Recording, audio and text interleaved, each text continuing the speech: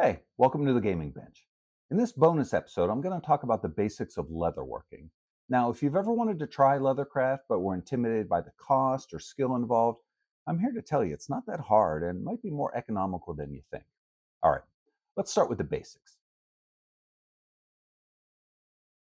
If you've never bought leather before, there's a few important things to understand.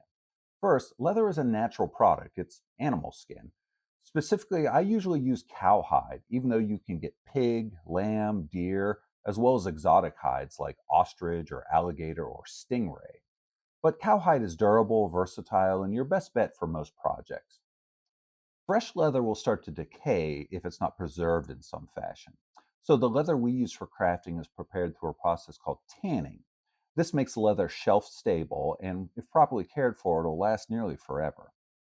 Most commercially available leather today is either chrome tanned or veggie tanned.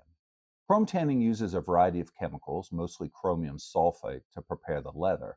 This makes it durable, stain resistant, water resistant, and color fast. But chrome tanning leather can't be stamped or dyed, so it's useless for our purposes. What you want is vegetable tan leather. This is prepared using naturally occurring tannins from bark and leaves of a variety of plants. Vegetan leather can be wet molded and take stamps and other decorations really well. Leather comes in a variety of sizes or cuts, which will vary by distributor, but you can almost find these three: a full hide, a half hide, and a double shoulder. A full hide is just what it sounds like. It's nearly the entire skin of a cow. Now, not all cow skin is usable. The material around the belly is usually thin and can be unpredictable in terms of how well it holds decoration. Most of the belly will already be trimmed away when you buy it, but there may be some on the edges. Best to cut around it. A half hide or a side is just a full hide split down the long side. Finally, a double shoulder is the leather from across the yoke of a cow. This is typically a good choice for crafting leather. You can also buy specialty cuts like a belt blank or a wallet kit, for example. Leather is sold by weight in ounces. This is confusing because it doesn't really have much to do with how much the leather actually weighs, but rather how thick it is.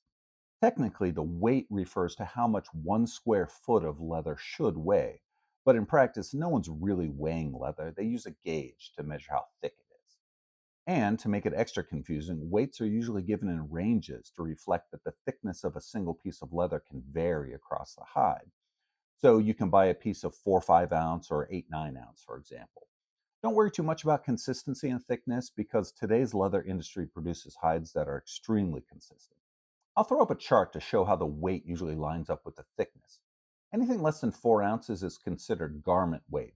It's very thin and flexible and, like it says, well suited for thin projects like clothing or pouches.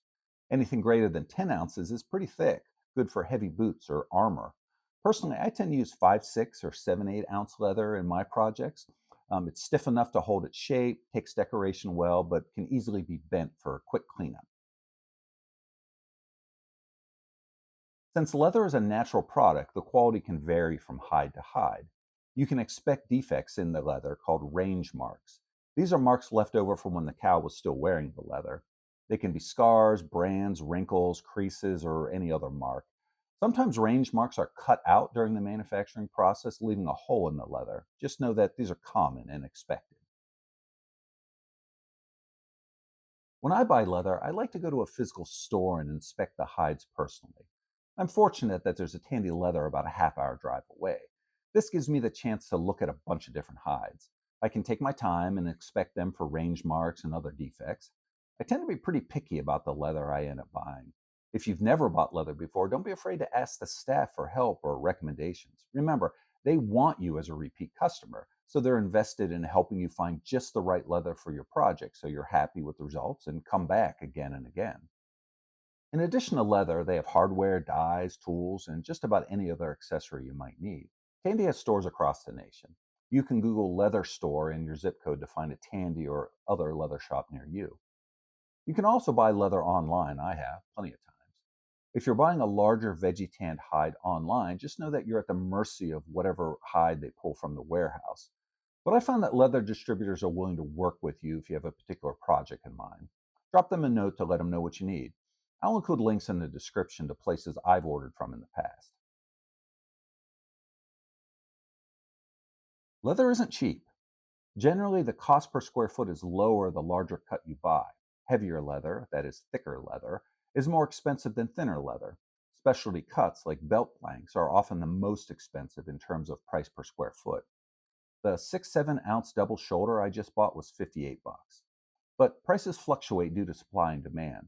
Bottom line, buy as much as you think you need right now and whatever you might need for the immediate future. But if you're just dipping your toe into leathercraft, start small and get a half shoulder or even a project kit to get the feel. That's the basics of understanding and buying leather. Let me know in the comments if you'd like to see a video about decorating leather, stamping, tooling, cutting, and the like. If you want to see how I use leather in my projects, I'll link some projects below. And if this is the kind of content you enjoy, click subscribe. I put out 2 new videos the second and fourth Thursdays of every month, one on rules, history, and strategy of an ancient game, and the second one showing you how to build your own version, and occasionally bonus videos like this one. Thanks for watching, and I'll see you next time on The Gaming Bench.